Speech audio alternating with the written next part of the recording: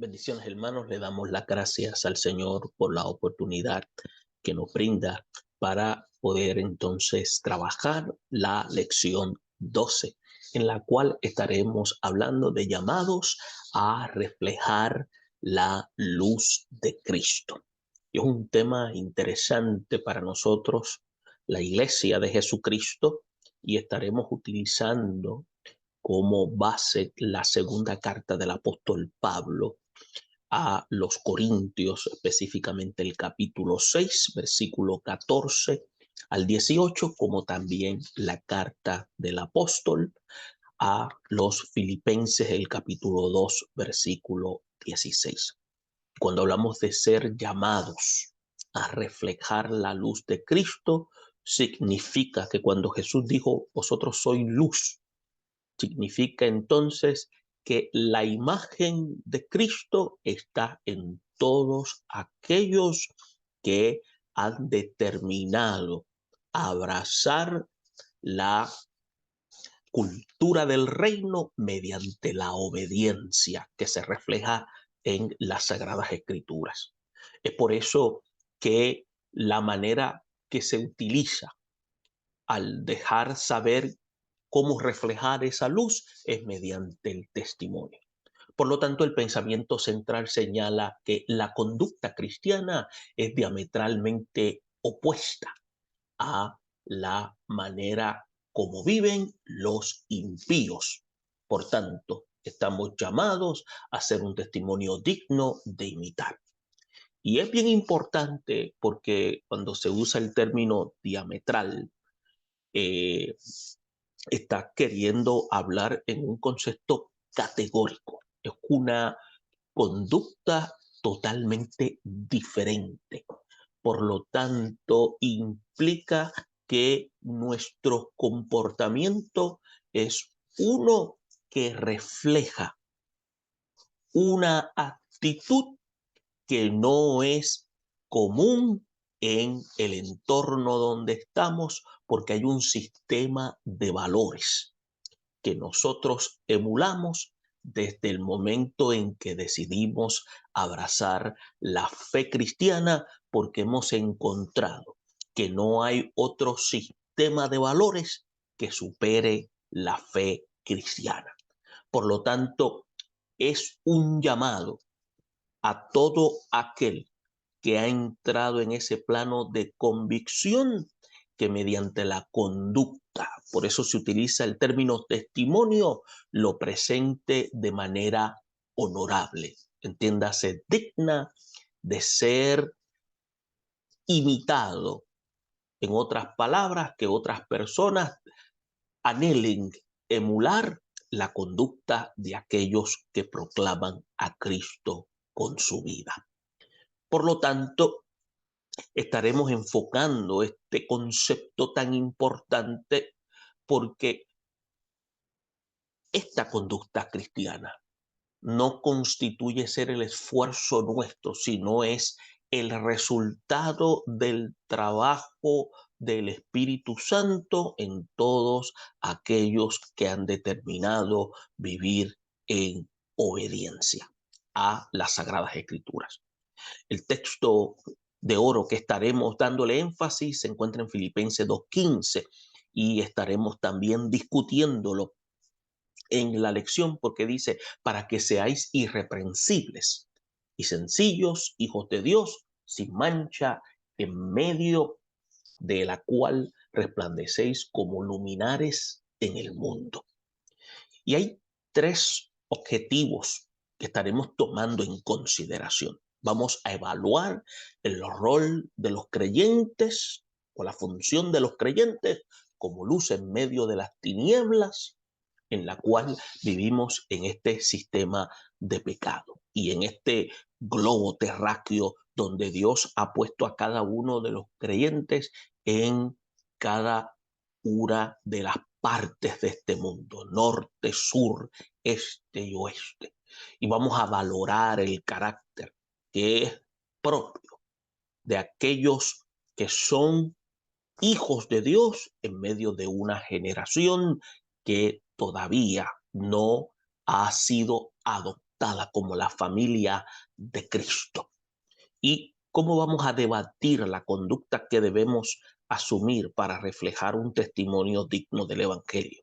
Por lo tanto, estaremos dándole énfasis a estos aspectos importantes porque constituyen ser medulares en la vida del creyente. Vamos ahora a ver la lectura bíblica en la cual se encuentra dispensada en la carta a Corintios, el segundo documento, y la carta a Filipenses. Y lee de la siguiente manera: no os unáis en yugo desigual con los incrédulos, porque ¿qué compañerismo tiene la justicia con la injusticia? ¿Y qué comunión la luz con las tinieblas? ¿Y qué concordia Cristo con Beliar? ¿O qué parte el creyente con el incrédulo? ¿Y qué acuerdo hay entre el templo de Dios y los ídolos? Porque vosotros sois el templo del Dios viviente, como Dios dijo: habitaré y andaré entre ellos, y seré su Dios, y ellos serán mi pueblo. Por lo cual salid de medio de ellos y apartaos, dice el Señor, y yo os recibiré. Y seré para vosotros por padre, y vosotros seréis hijos e hijas, dice el Señor Todopoderoso. Y pasamos a Filipenses, el capítulo 2, los versículos 12 al 16, donde dice: por tanto, amados míos, como siempre habéis obedecido, no como en mi presencia solamente, sino mucho más ahora en mi ausencia, ocupados en vuestra salvación con temor y temblor. Porque Dios es el que en vosotros produce así el querer como el hacer por su buena voluntad. Haced todo sin murmuraciones y contiendas, para que seáis irreprensibles, sencillos, hijos de Dios sin mancha, en medio de una generación maligna, perversa, en medio de la cual resplandecéis como luminares en el mundo, asidos de la palabra de vida, para que en el día de Cristo yo pueda gloriarme de que no he corrido en vano, ni en vano he trabajado. Luego de haber hecho lectura de estos versículos, hay tres aspectos importantes que tenemos que tomar en consideración como creyentes en Cristo. Tenemos que ver, número uno, que no hay comunión entre la luz y las tinieblas. Y usted va a poderlo observar en la carta a los Corintios, especialmente este capítulo 6, los versículos 14 al 16, donde no debemos unirnos en yugo desigual con los incrédulos. Como también los creyentes somos el templo de Dios viviente, algo que es manifiesto en aquellos que han abrazado la experiencia de Jesucristo. Un segundo aspecto es que los creyentes deben separarse espiritualmente del mundo. Y eso se hace patente en los versículos 17 y 18, porque Dios nos recibirá si nos apartamos del modo de vida mundano, y nuestra relación con Dios será como la de padre e hijos. Y específicamente lo veremos en estos versículos. Y como tercer aspecto veremos que debemos vivir una vida sin mancha en medio de esta generación perversa.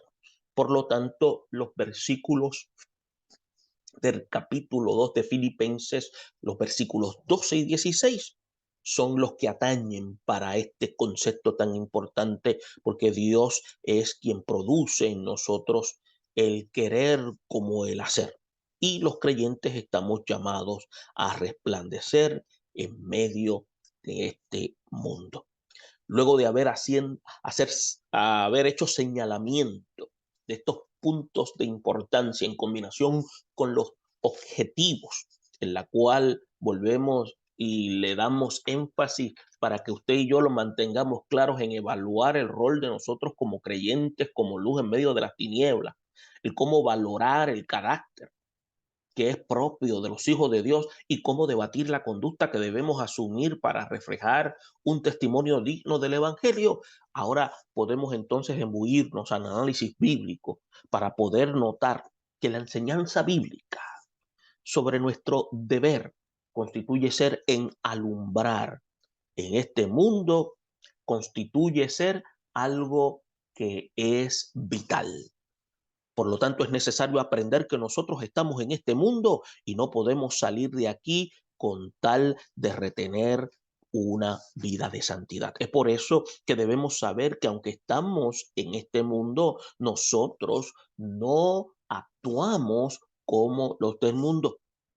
Es por eso que Cristo lo dejó claro, que a través de estas verdades fundamentales podemos comprender el deber que Dios ha encargado a sus hijos en cuanto a reflejar la luz de Cristo a los que no le conocen. Por lo tanto, esa responsabilidad nos atañe a nosotros como una iglesia viva. Es por eso que el mundo sabe cómo debe vivir los hijos de Dios, aunque ellos no quieran andar en el mismo camino que andan los hijos de Dios. Entonces, nosotros tenemos que entender que brillar a través de un testimonio fiel no es solamente un deber cristiano. Esto constituye también en un poder que hace convictos a los pecadores que deben dejar su mal vivir. Entonces, significa que tenemos que estar en un estado de conciencia constante que nuestra vida, ahora dirigida por la persona del Espíritu Santo, nos ayuda a mantenernos alejados de un mundo perverso en la cual ahora miramos a aquellos que viven este mismo mundo que nosotros con piedad para que puedan alcanzar la misericordia. Es por eso que la palabra recomienda a las mujeres cristianas tener sabiduría al vivir en el matrimonio, porque sus esposos inconversos pudieran ser ganadas para Cristo en la conducta de ella, como también importante, aunque la Biblia hace mención de las mujeres, que de tal de aquellos hombres que sirven al Señor, pero sus esposas no. Significa que su testimonio también será vital para que ellas se obliguen a sí mismas a emular la conducta de sus esposos. Es por eso que el Señor sobre este efecto tiene que, a través del Espíritu Santo, hacer su obra mediante su poder a través de la iglesia. Es por eso que Él enseñó que debemos ser luz para con los del mundo. Es por eso que entonces, de esa manera, nosotros glorificamos a Dios, porque en medio de un entorno oscuro, la iglesia puede resplandecer. Entonces, podemos vivir en medio de una sociedad que está confusa, en los patrones de conducta que están torcidos. Entonces podemos ver que la iglesia ahora establece un nuevo contexto de vida en la cual traza unas nuevas pautas que el mundo requiere observar para que pueda ver cuál es la verdadera justicia moral y cuál es la forma adecuada de vivir. Y la respuesta es sencilla: con Cristo en el corazón, dispensado en la persona del Espíritu Santo. Entonces, esto, luego de haberlo mencionado, podemos entrar directamente a los versículos, porque entonces podemos ver lo siguiente, como el versículo 14 manda a los cristianos a que no hagan yugo desigual con los incrédulos. Es por eso que el pasaje da a entender que Pablo se refiere a la separación espiritual y a la separación ética que debe existir entre los hijos de Dios y los que rechazan creer en el Señor. Es por eso que todos los humanos somos criaturas de Dios, pero hay una diferencia bastante abismal entre la conducta del creyente redimido y el modo de vida que tienen aquellos que andan sin piedad, entiendas el término impíos.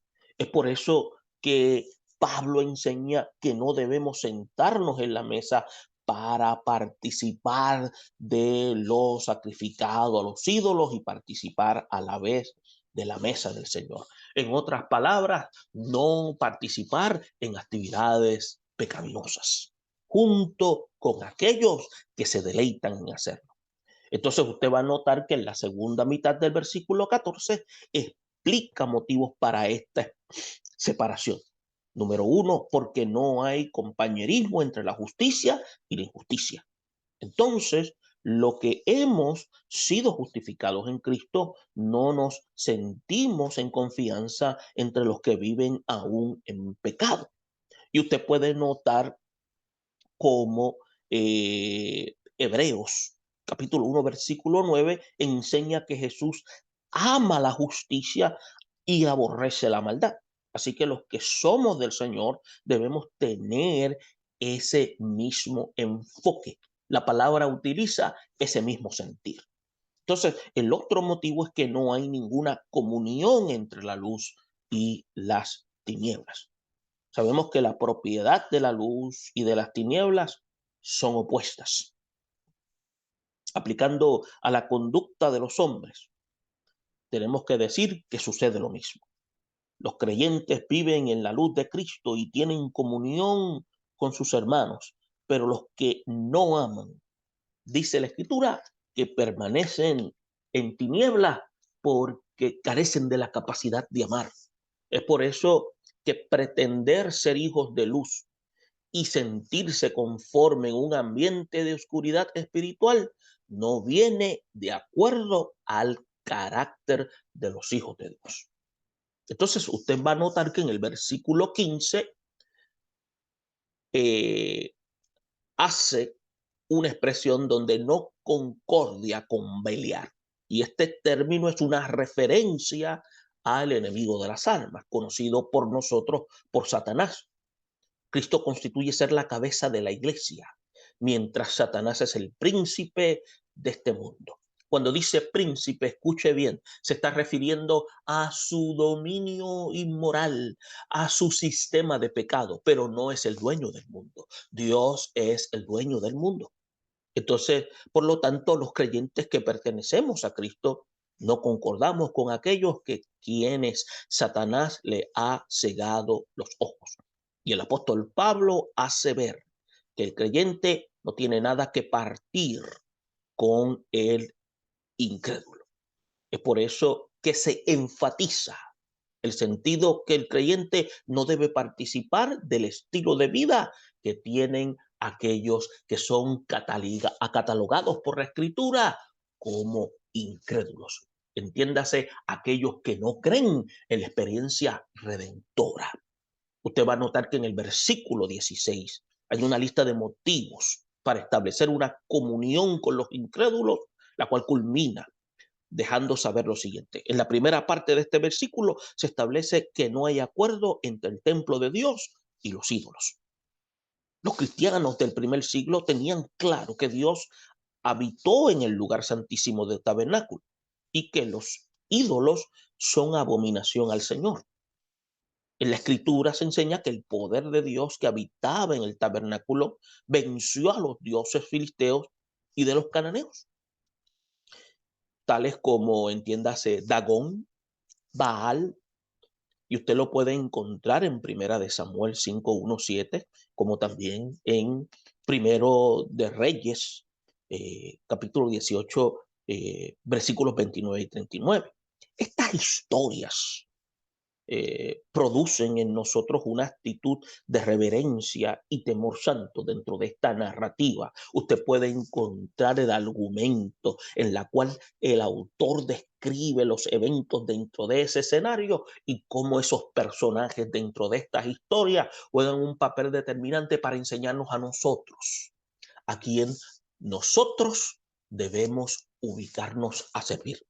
Ahora, la palabra nos recuerda que la iglesia es el templo de Dios viviente. Es por eso que recibe a Cristo y el que anda en Cristo debe romper con los cultos paganos, debe consagrarse al Señor con todo su corazón y mente y a la vez La Escritura muestra el contraste entre los ídolos muertos y el Dios viviente a quien servimos. Así que en el romper los lazos con la idolatría y adorar a Dios en espíritu y en verdad es algo que tiene que ser deslindado, porque es como el agua y el aceite que no mezclan. Es por eso que el apóstol Pablo recordó a los hermanos en Tesalónica y reconoció el fervor de ellos al haberse convertido de los ídolos al Señor para servir a un Dios vivo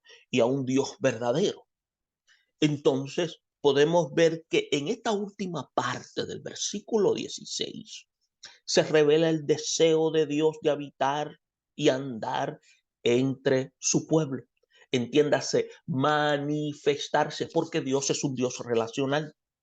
Entonces, esta es una manifestación exacta de la promesa de Dios con el pueblo de Israel, pero también con la nueva Israel que viene siendo la iglesia. Ahora, como el templo de Dios actualmente somos nosotros, podríamos entonces también indicar que también Dios habita dentro de nosotros, dispensado en la persona del Espíritu Santo. Y esto hace claro que la conducta cristiana debe estar a la altura de tan privilegio. Entonces, cuando usted ve que el apóstol Pablo cita las Sagradas Escrituras, cuando dice, andaré entre ellos, está refiriéndose a otra promesa dada por Dios al pueblo de Israel, que aparece en Levíticos 26:11. Entonces, tenemos que recordar que el haber recibido a Cristo, tenemos a el Dios con nosotros, que se traduce como el Emanuel, en la cual Dios mora. Cuando Juan dice también que Él habitó entre nosotros. Entonces, a través de Cristo, nosotros que antes no éramos pueblo, ahora somos pueblo de Dios. Entonces, ese honor merece una actitud de gratitud. Ahora, el segundo aspecto que habíamos señalado es que nosotros los creyentes debemos separarnos espiritualmente del mundo. Por lo tanto, usted va a notar que en el versículo 17, cuando revela que el hecho de ser templo de Dios y pueblo suyo debe entonces movernos a una acción de separación espiritual. La orden divina demanda lo que se llama solicitud, prontitud, entereza. Es por eso que el Señor mismo dice que debemos salir de medio de ellos. Es por eso que el contexto revela que el creyente debe romper radicalmente con todo lazo de conformidad con las acciones de los incrédulos y apartarse de las prácticas que no agradan a Dios. Es por eso que la idea es no ir en su mismo camino de perdición. Es por eso que en Isaías 52:11, como en Jeremías 51:45, el llamado es el mismo. El contexto en que estos pasajes del Antiguo Testamento mencionan salir y apartarse es un mandamiento divino, es un mandamiento especial al pueblo de Israel que regresaban de la cautividad babilónica. Ellos no solo debían salir del reino pagano, también renunciar a cualquier utensilio que hubiese sido usado en la adoración a los dioses paganos. Es por eso que el creyente debe estar dispuesto a renunciar de manera radical a la vida pasada y consagrarse totalmente al Señor su Dios. Entonces, puede ser lo que dice la enseñanza, ser luz en medio de la oscuridad espiritual en que vive el mundo donde lo rodea. La segunda parte de este versículo en discusión, el 17, advierte al creyente que no toque lo inmundo. Ahora, en esta tercera acción, el Señor manda a tomar, número uno, salir y luego apartarse y ahora, finalmente, no tocar lo inmundo. Entonces, hay muchos testimonios en la Biblia de quienes se convirtieron a Dios y de inmediato dicen que abandonaron la idolatría y aún posesiones que eran dedicadas a tales cultos. Es por eso que cuando Naamán se convirtió al Dios de Israel, renunció también a postrarse por voluntad propia en el templo del Dios Rimón, como aparece en Segunda de Reyes, el capítulo 17, versículo 18. Por eso cuando el apóstol Pablo visitó Éfeso, muchos creyeron en el Señor. ¿Sabe? Como fruto de su arrepentimiento. Los que antes habían practicado la magia trajeron los libros y los quemaron delante de todos ellos. La promesa para los judíos era que si rompían vínculos con el mundo pagano, Dios los recibiría. Y la promesa todavía está vigente en el tiempo actual. Si nosotros queremos mantener la comunión con Cristo, tenemos que romper lazos con el sistema de este mundo. Si queremos que los hijos de Dios muestren con conducta piadosa la verdad de Dios, es necesario que nosotros hagamos un cambio radical y manifestar una conducta diametralmente opuesta a lo que el mundo señala. Ahora, el versículo 18 da una continuidad a la promesa divina para los que renuncian a la vida de impiedad. Es por eso que promete ser para ellos por Padre y ellos da a los creyentes una identidad singular, pues ahora son llamados hijos de Dios. Es por eso que la Biblia enseña que el hecho de poder ser llamados así es una muestra del amor divino. En Cristo, los cristianos alcanzan de tal manera el derecho de hijos que llegan a ser herederos de Dios. Entonces debemos aprender a que el cumplimiento del propósito de Dios para con sus hijos requiere lo que se llama disciplina, como lo muestra el segundo libro de Samuel, el capítulo 7, versículo 14. Cuando Dios llega a ser nuestro Padre, Él tiene la facultad de corregirnos. Es por eso que al principio la disciplina, como dice la Escritura, parece solo causar tristeza, pero después da fruto apacible de justicia a los que ya han sido ejercitados. Entonces, dentro de ese fruto está el poder de reflejar la luz de Cristo al mundo.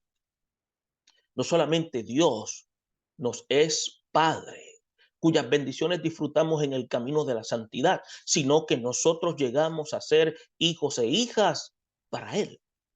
El Evangelio levanta el honor de la mujer, el mismo que en ciertas culturas antiguas no era tenido en cuenta.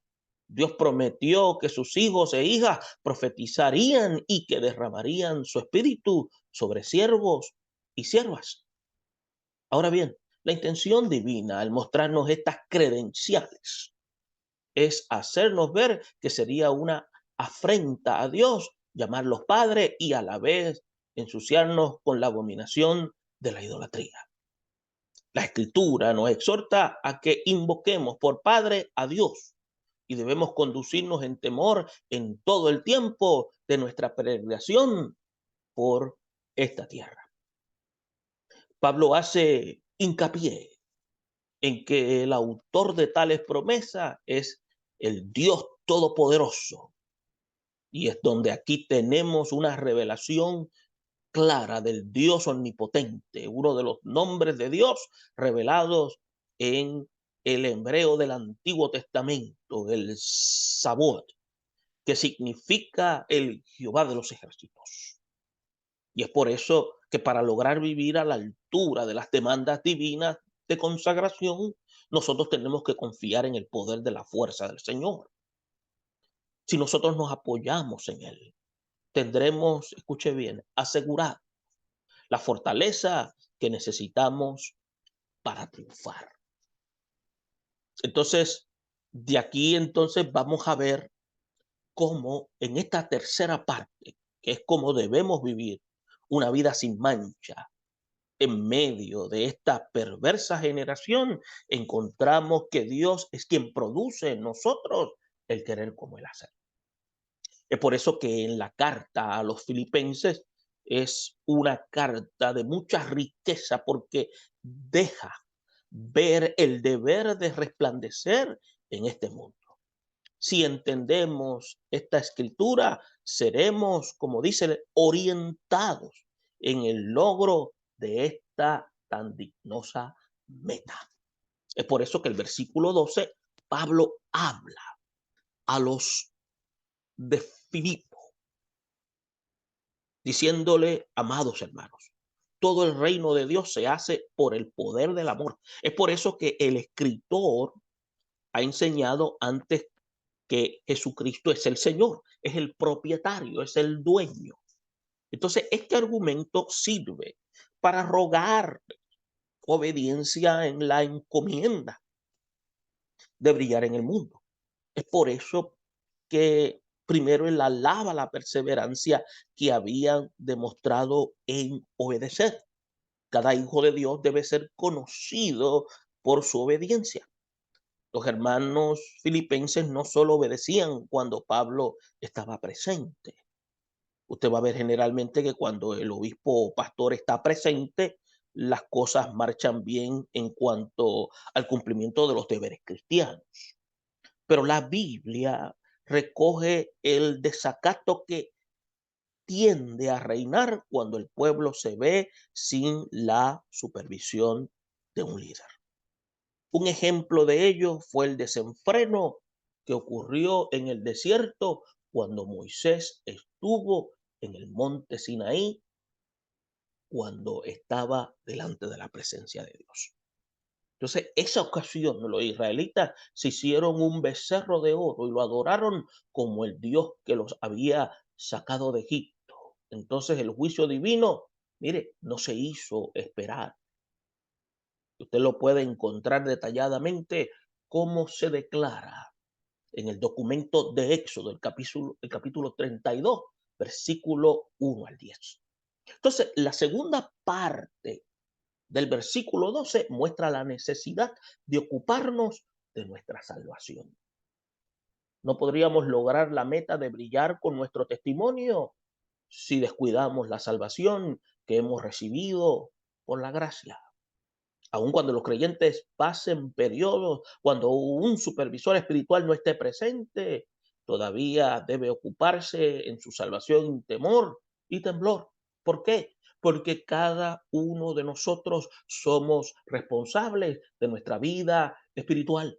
Es también característico que a la ausencia de un líder físico, una demostración de madurez de una iglesia que se deja dirigir por el Espíritu Santo porque sabe cómo debe conducirse. Y eso es característico de aquellos que proceden de un carácter dirigido por la palabra. Es por eso que por el contexto entendemos que el ocuparnos de nuestra salvación está relacionado con vivir constantemente en lo que nosotros llamamos comunión con Dios. Es por eso que todos los descuidos espirituales están vinculados a un abandono de la búsqueda del Señor. Cuando la comunión con Él está descuidada, no hay la más mínima posibilidad de que el cristiano logre niveles altos de consagración. En el versículo 13 nos da luz al mostrar que Dios es el que en nosotros produce el querer como el hacer por su buena voluntad. Los creyentes deben descansar en la gracia divina para que tal como sea pronto querer, también se llegue a cumplir el propósito divino. El hecho que la buena voluntad de Dios se lleve a cabo. Es por eso que ahí observamos cómo en el versículo 14 se nos da a hacer todo sin murmuraciones ni contiendas. Y es por eso que Dios quiere que nuestra obediencia sea perfecta. Cuando dice perfecta, entendámoslo más bien en nuestro concepto, que sea funcional, que se ubique a los objetivos establecidos. Es por eso que la perfección es obedecer. Requiere que hagamos lo que Dios ha ordenado de manera voluntaria y con gozo. Quiere decir que nos deleitamos. Y eso se refiere a esa funcionalidad. Es por ejemplo que cuando hospedamos a los hermanos, lo debemos hacer sin murmuraciones. El versículo 15 deja ver que cuando obedecemos con un carácter apacible, llegamos a manifestar que en verdad somos hijos de Dios. Entonces nos portamos irreprensibles y sencillos.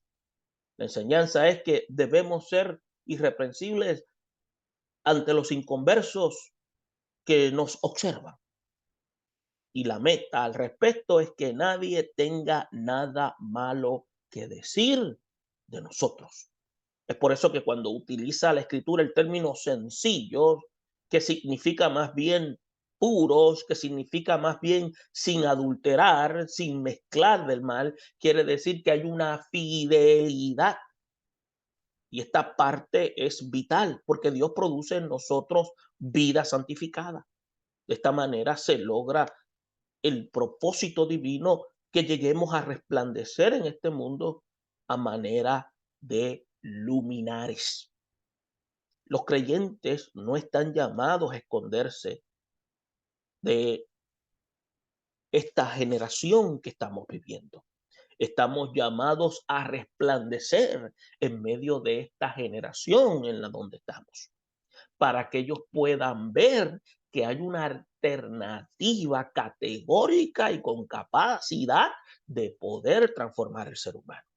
Por eso usted nota que en el versículo 16 indica que el cumplimiento del ser luz como hijos de Dios es necesario que nosotros nos tomemos de ello porque a través de la palabra de Dios es como nosotros al aplicarla podemos nosotros ser reflejo de Cristo.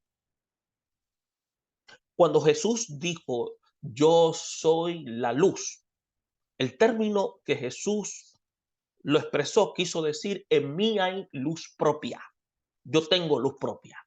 Pero cuando él dijo a los discípulos que ustedes son luz, lo que quiso decirle es, en ustedes está el reflejo de mí. Por eso es que la palabra que aparece en los manuscritos es la palabra fos, para indicar que Jesús tenía luz propia. Pero para los que son reflejo, significa en el griego fotos, que es donde viene foto, que es donde viene imagen. Y eso es lo que tenemos nosotros de Cristo, su imagen. Es por eso que tenemos que tener claro que cuando nosotros determinamos obedecer esa imagen, se va a hacer visible en la vida de nosotros. Entonces, hoy, cuando abundan las herejías, conviene que el creyente esté firme en la fe que una vez le fue dada a los santos. Uno de los valientes de David, que se llamaba Eleazar, sostuvo su espada en la batalla con tanta firmeza que su mano quedó pegada a la espada. Si los discípulos afirman sus corazones en la palabra de vida, los obreros cristianos tendrán mucho gozo en el día de Cristo. El saber que su trabajo no fue en vano. Es por eso que al hablar de todos estos aspectos podemos ver que la segunda carta del apóstol Pablo a los Corintios fue más consoladora que la primera, pero también está llena de instrucciones que son relevantes para inspirar la buena conducta cristiana.